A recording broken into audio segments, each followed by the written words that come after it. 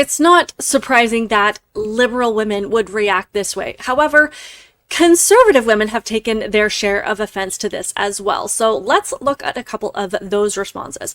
There was one in particular that came from Tomi, Lahren, who responded to a comment from Clay Travis. Clay Travis's post said, "One thing that Harrison Butker and JD Vance children controversies have demonstrated is that many, maybe most, who don't have kids, women especially, are profoundly insecure about their decision and take any mention of the issue as intense criticism. If you're happy and secure about a life decision you've made, you generally don't care if people disagree with it.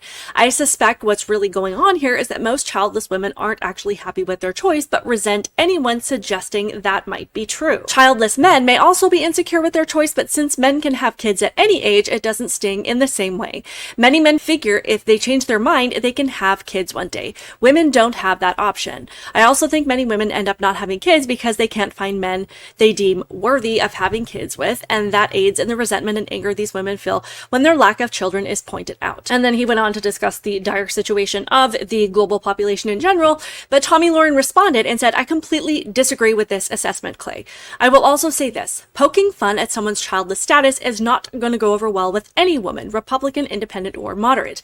As a woman who is 31 years old and has many friends in their mid-30s and early 40s, it's not easy for everybody to have kids. Taking shots at this is not going to go over well with anybody. Vance needs to be very mindful of this." And I honestly have to disagree with Tomi on this one. First, I don't feel like JD Vance is poking fun at anyone. It may have been a bit of a snide comment, but ultimately what he said was true. And as I've said in the past, we don't have a messaging problem here. We have a truth problem where people are so offended by the truth that they want to be lied to in order to feel better in the moment. And they don't really care about what happens when you lie to them or lie to others. But then what happens is if you ignore the problem, then you can't address it or fix it. And the reality is that more women are childless by choice. Our birth rates in the US are at an almost 20-year low. We are not at replacement levels. Women are also more depressed than ever, with more and more who are unable to cope with everyday life without being medicated, while they get on TikTok and convince you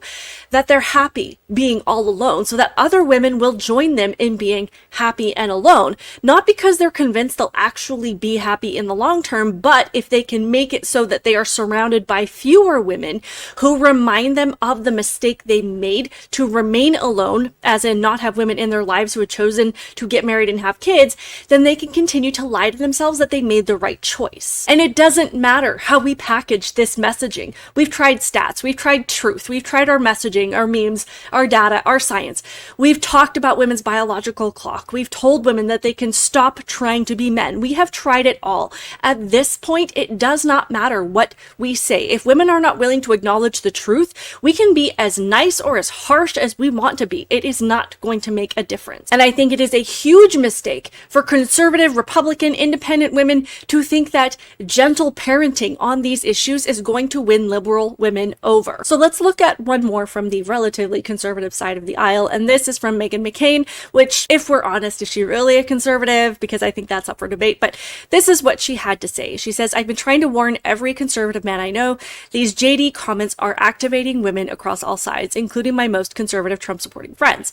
These comments have caused real pain and are just innately unchristian. This is not who we are." And again, I would have to wholeheartedly disagree with you, Meghan McCain, because we're the party of truth, of facts, and of honesty. We respect people enough to give them the cold, hard facts because we trust people's own ability to address the problems and to solve problems, but they can't do that if they don't know what the facts are. And pandering to women's emotions and constantly coddling women is disrespectful, and it's completely the opposite approach we should take if women want us to believe that we're as strong, capable, powerful, and independent as women today insist that we are. Women consistently demonstrating that we're incapable of handling the facts and the truth shows that we are far weaker than we've ever been, and that is not who we are.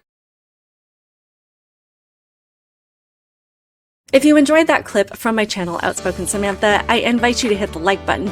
Please make sure that you are subscribed so that I can continue to grow this channel. Share it with anybody else that you think might find it interesting, and check the description box because there's a really good chance this clip came from a longer video of the same subject matter. Thank you so much for being here, and I will see you in the next one.